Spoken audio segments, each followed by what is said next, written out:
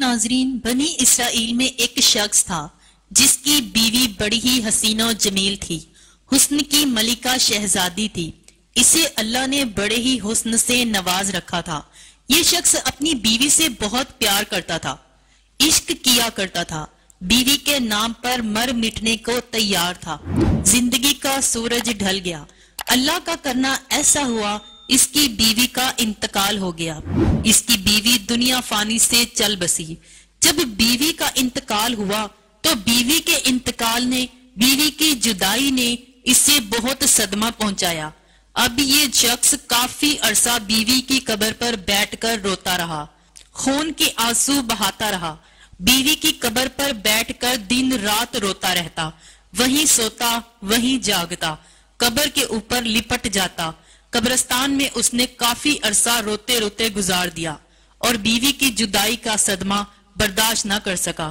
ایک دن یہ ہمیشہ کی طرح رو ہی رہا تھا۔ حضرت عیسیٰ علیہ السلام کا گزر وہاں سے ہوا۔ آپ نے دیکھا کہ قبر پر بیٹھا شخص رو رہا ہے، زاروں قطار رو رہا ہے۔ آپ اس کے قریب گئے اور جا کر پوچھا، میاں کیوں رو رہے ہو اور یہ کس کی قبر ہے؟ اس نے کہا، حضرت میں اپنی بیوی سے بڑا ہی پیار کرتا تھا، بڑی محبت کرتا تھا۔ میری بیوی کا انتقال ہوا، بیوی کے انتقال نے مجھے چکنا چور کر دیا۔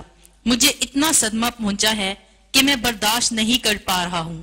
میں اللہ سے موت مانگتا ہوں، دعا کرتا ہوں کہ مالک مجھے جلدی موت دے دے۔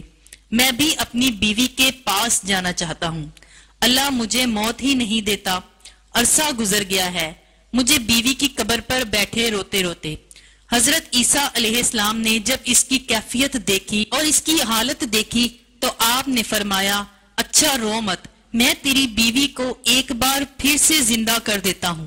اللہ کے حکم سے، اللہ کی عطا سے میں تیری بیوی کو زندہ کر دوں گا، لیکن آج کے بعد تم نے رونا نہیں۔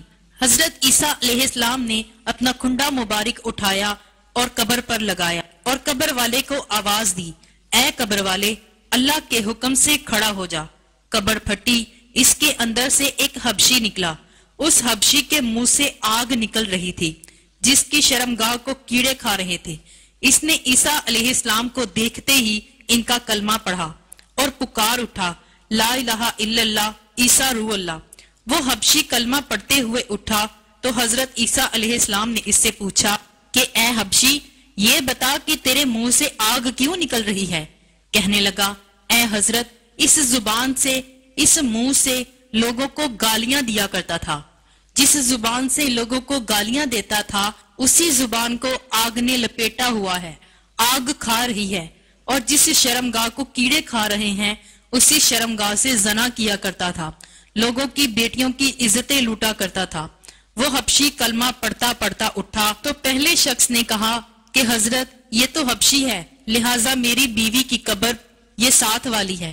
حضرت عیسیٰ علیہ السلام نے فرمایا، اب اللہ کے حکم سے اپنی قبر میں چلا جا، اور وہ حبشی ایک بار پھر سے مر گیا اور اپنی قبر میں چلا گیا۔ عیسیٰ علیہ السلام دوسری قبر پر گئے، اپنی توجہ ڈالی، اپنا کھنڈا مبارک لگایا اور کہا، اللہ کے حکم سے کھڑی ہو جا۔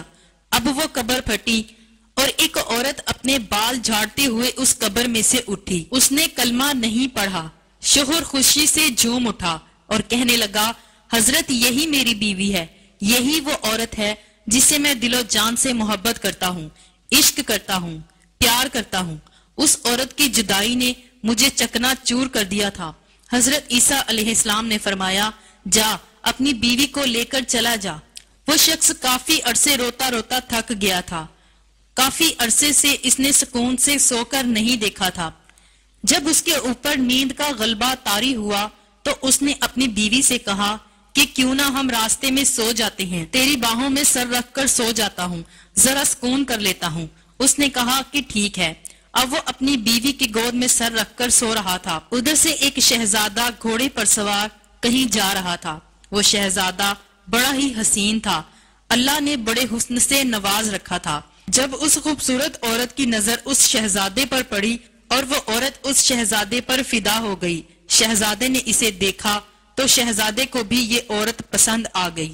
اس نے شہزادے کو دیکھا اور دونوں نے اشاروں میں بات کی۔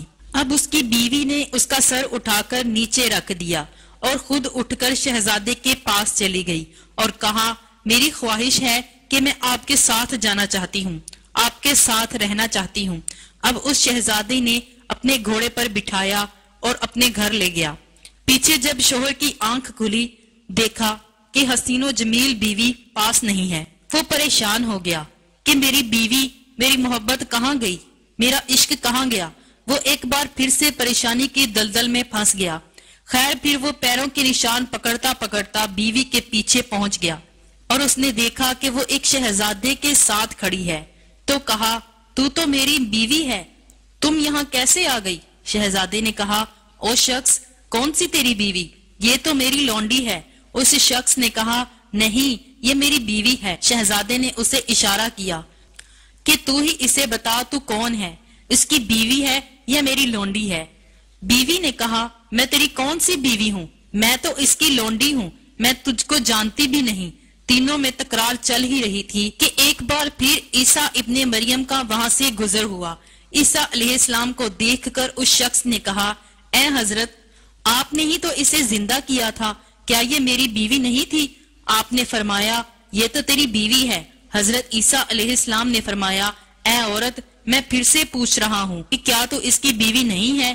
کیا تو اس شہزادے کی لونڈی ہے؟ کہنے لگی کہ میں اس کی بیوی نہیں ہوں۔ جب اس عورت نے کہا کہ میں اس کی بیوی نہیں ہوں تو حضرت عیسیٰ علیہ السلام نے دعا کی کہ اے مالک، جس طرح تو نے اسے زندہ کیا تھا اسی طرح اسے پھر سے مٹی میں گاڑ دے۔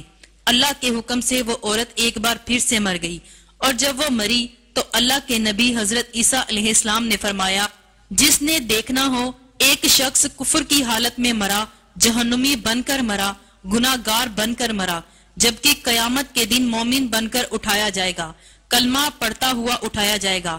کہا کہ جس نے ایسا انسان دیکھنا ہو تو وہ اس حبشی کو دیکھ لے۔ حبشی کفر کی حالت میں مرا تھا، لیکن جب اٹھا تھا کلمہ پڑھتے ہوئے اٹھا تھا۔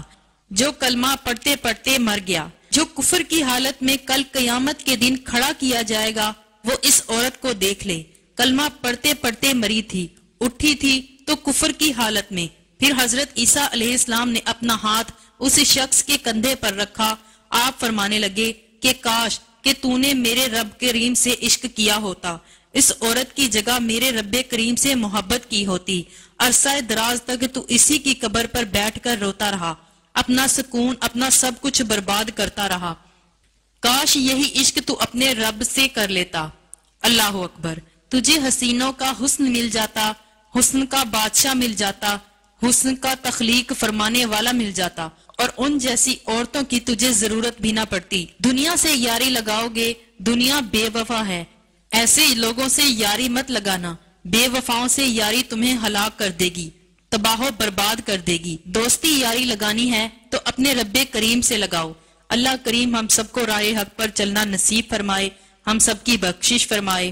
اگر ویڈیو آپ کو پسند آئی تو آپ سے گزارش ہے کہ ویڈیو کو لائک اور سبسکرائب کر دیں اور بیل کے بٹن کو ضرور دبائیں تاکہ ہماری آنے والی ہر معلوماتی ویڈیو کا نوٹیفیکیشن آپ کو بر وقت ملتا رہے۔